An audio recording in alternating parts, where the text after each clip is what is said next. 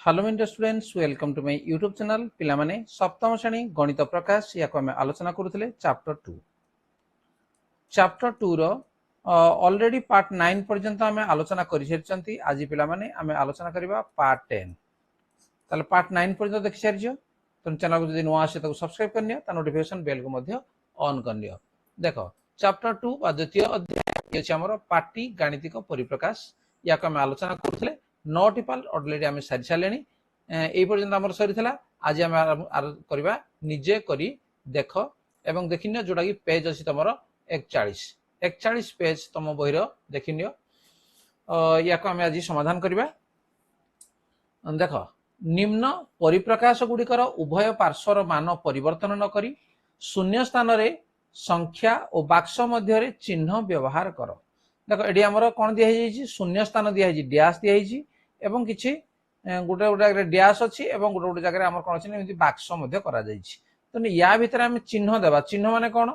जे plus minus गुणन हरण एबडा किछि चिन्ह हम एडी देबा एवं ए जो डैश अछि एडी किछि संख्या हम लिखिबा। ठीक अछि। देखो प्रथमे एक नंबर ए 3 गुणन 6 मिश्रण 7 समान 3 गुणन 6 मिश्रण 3 गुणन 7 लिखि दिया हला। से बड़ा 8 मिश्रण 3 गुणन 4 रे 8 गुणन 4 8 को 4 थरे गुणा गला मिश्रण पुणी 3 को 4 थरे गुणा गला या को भी लिखि दिया गला। वर्तमान सी हम देखिबा 3 गुणन 5 मिश्रण 8 समान 3 गुणन 5 थरे करा गला। एटे चिन्ह हम देबा कोन जेटे मिश्रण चिन्ह देबा। एडी मिश्रण 3 गुणन एटा हो 8। ठीक अछि 3 गुणन 8 9 मिश्रण 2 गुणन 4 समान 9 गुणन 4 9 को 4 थरे गुणलो तापरे मिश्रण चिन्ह दबो तापरे पुणी 2 को 4 थरे गुणो तेन 2 अछि तेन 2 गुणन 4 बोली हम लिखिबा। नेक्स्ट ई 3 गुणन डैश मिश्रण 4 समान 3 एडे देखो किछि लेखाइनी मिश्रण डी ताले एठी हमें जेमति हमर 3 आसुथिबो। ठीक अछि आमे लिखिबा एडी मन को 10 लिखि देबा। एडी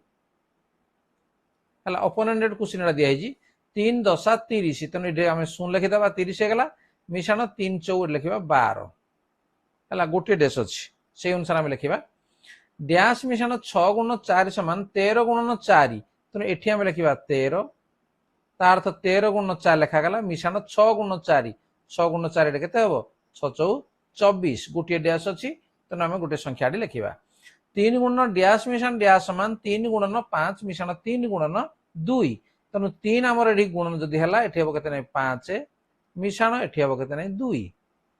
तापर एच डैश मिश्रण डैश गुणन डैश समान 2 गुणन 4 मिश्रण 3 गुणन 4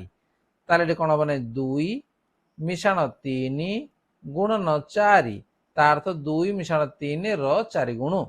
हला एच गला। तापर आसीबा हमें आई 5 गुणन 9 फेडाण 2 समान 5 गुणन 9 फेडाण 5 गुणन 2 5 फेडाण 2 गुणन 7 समान 5 को 7 गुणले 5 गुणन 7 फेडाण 2 गुणन एडा हबो 7। ठीक है जानि परजो 5 गुणन 8 फेडाण 3 समान 5 गुणन 8 फेडाण 5 गुणन 3 8 गुणन फेडाण 3 गुणन 7 8 को 7 रे थरे गुणलो फेडाण चिन्ह दबो तापरे 3 को 7 रे थरे गुणलो तापरे 5 गुणन 12 फेडाण डैश समान डैश एटे चिन्ह देबा 5 गुणन केते नहीं तो एठी हमें 12 फेडाण एटा मन कर हम लिखि देबा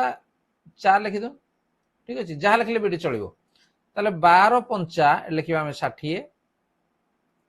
चिन्ह हला एडी हमर फेडाण 5 गुणन 4। ठीक अछि 15 फेडाण डैश गुणन 7 समान डैश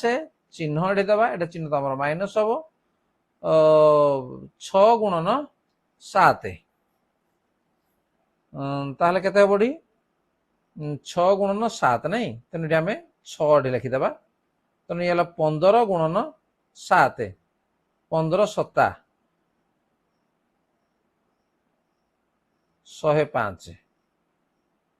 ठीक है लिखे आम 105 फेडाण 6 गुणन 7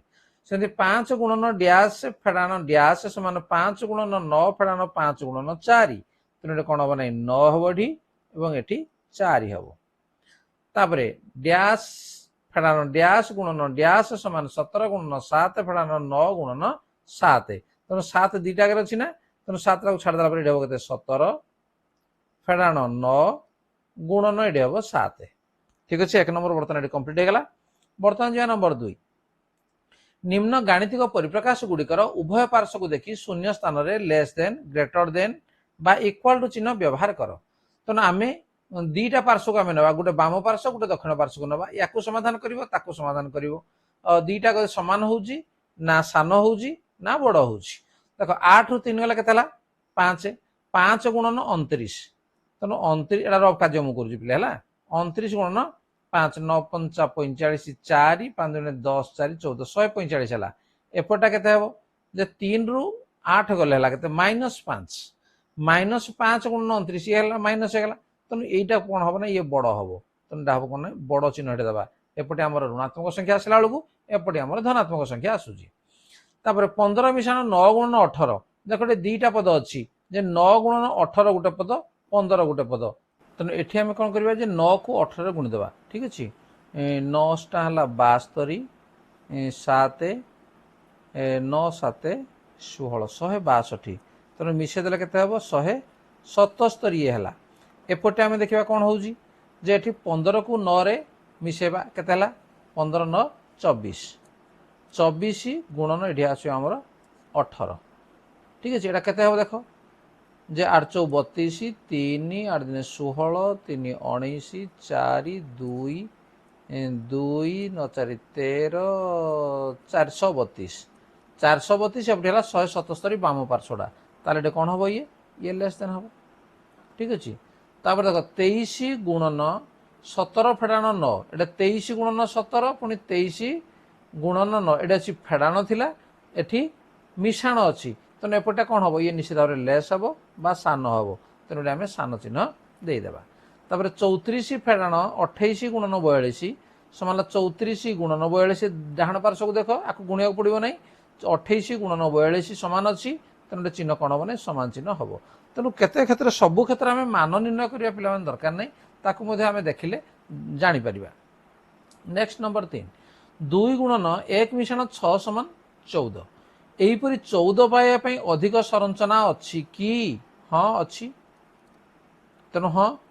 निम्न शून्य स्थान पूरण कर से कौन डैश गुणन डैश मिशाण डैश मान 14 14 उत्तर आसवा दरकार एठी जमी 2 गुणन 1 मिशाण 6 कहला माने कते नहीं 2 गुणन 1 6 है 7 2 7 है 14 जमी है एठी सेमती करवा आम जे 2 एटा 7 को आम भांगीदेवा के 4 मिशाण 3 होगला से बेली 2 गुणन